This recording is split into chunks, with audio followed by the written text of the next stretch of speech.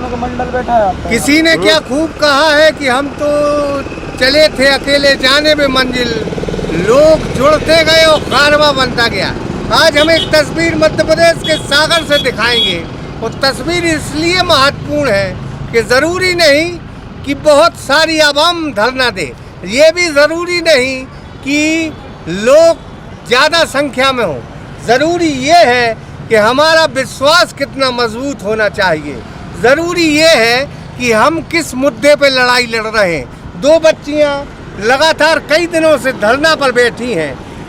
सिर्फ मांग ये है कि विधायक और सांसद के बच्चे भी सरकारी स्कूल में पढ़ें। मांग सिर्फ इतना है कि समान शिक्षा इस देश में लागू हो, समान विचार, समान शिक्षा इस देश का आचरण बने।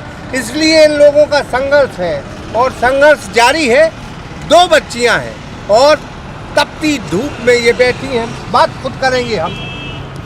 मैं ब्रह्मदत्त दुबे हूँ और आप सागर एक्सप्रेस न्यूज़ देख रहे हैं। क्या नाम है आपका? लक्ष्मी कुशवाहा। लक्ष्मी कुशवाहा। आप बैठी हैं कई दिनों से जी। क्या मांग है आपकी और कितनी आप उसे जायज़ मानती हैं? जी, हमारी मांग यही है कि जो हमारी गौरशास्त्री विश्वविद्यालय है, केंद्रीय विश्वविद्यालय, इसको वापस राज्य स्तर पर फिर से खोला जाए और जिसमें सभी बच्चों को समान शिक्षा दी जाए। और इसके अलावा बच्चों को सागर, भारत के बच्चों को सागर में कम से कम 14-15% बच्चों को शिक्षा प्राप्त होनी चाहिए।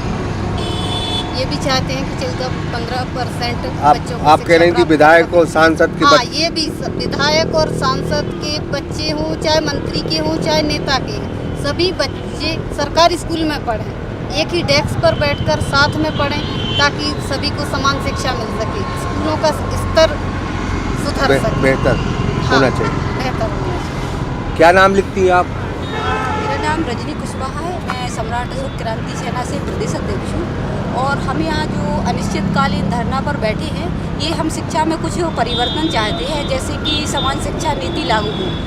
जैसे चाहे विधायक का बच्चा हो, नेता, मंत्री, सांसद, कलेक्टर का हो, चाहे किसान का हो, चाहे मजदूर का हो, सारे बच्चे एक ही स्कूल में पढ़े और उन्हें एक समान शिक्षा प्राप्त हो। और जो गौर साहब की विश्वविद्यालय है, ये हमारे सागर का गौरव है।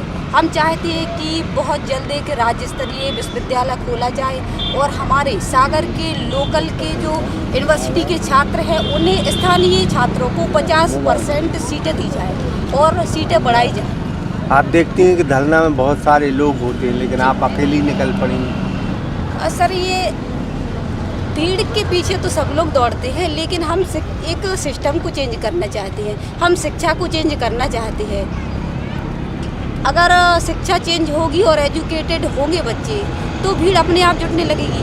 ये किसी एक व्यक्ति का कोई एक काफिला तो है नहीं, राजनीतिक पार्टी मानते हैं कि पार्टी के नाम से लोग आए। संघर्ष जरूरी है, संघर्ष एक का हो या अनेकों का, लेकिन बात आपकी जायज़ है। तो कोई अभी सुनने आया है आपको, आपकी बात को कोई सरकारी महकमे का कोई कर्मचारी, अधिकारी आपसे मिलने आया है क्या? नहीं सर, अब तक तो कोई मिलने नहीं आया है और कोई सुनने नहीं आया है। लेकिन बस हम यही इसी उद्देश्य से बैठे हैं और हम अपनी चुनी हुई सरकार से ये मांगे रख रहे हैं कि सागर में नहीं, प्रदेश में नहीं, पूरे भारतवर्ष में समान शिक्षा नीति लागू की जाए, ताकि जो शिक्षा में अनियमितताएँ भी चल रही हैं, जैसे निजीकरण को लेके भी कुछ स्कूलें बहुत महंगी हो गई है, शिक्षा बहुत महंगी हो चुकी है, जिससे प्राइवेट स्कूल हर वर्ग के बच्चे एक समान शिक्षा प्राप्त नहीं कर पा रहे हैं। तो हम ये भी चाहते हैं कि उस तरफ भी सरकार ध्यान दे, एक समान शिक्षा नीति लागू करे और निजीकरण हटाए और सबके बच्चे एक साथ पढ़ें। तो कुल लिहाज से आपने देखा तस्वीर बहुत बेहतर है। और तस्वीर इस वजह से बेहतर है कि हम बार बार कहते हैं कि संघर्ष की कोई परिभाषा नहीं होती। इन दोनों बच्चियों ने यह तय किया है कि भीड़ तंत्र कोई संघर्ष का मुद्दा नहीं होता। संघर्ष चाहे तो हिंदुस्तान का एक आम आदमी, एक नागरिक खुद संघर्ष कर सकता है, उस सरकारों को हिला सकता है। इन दो बेटियों ने तय किया है।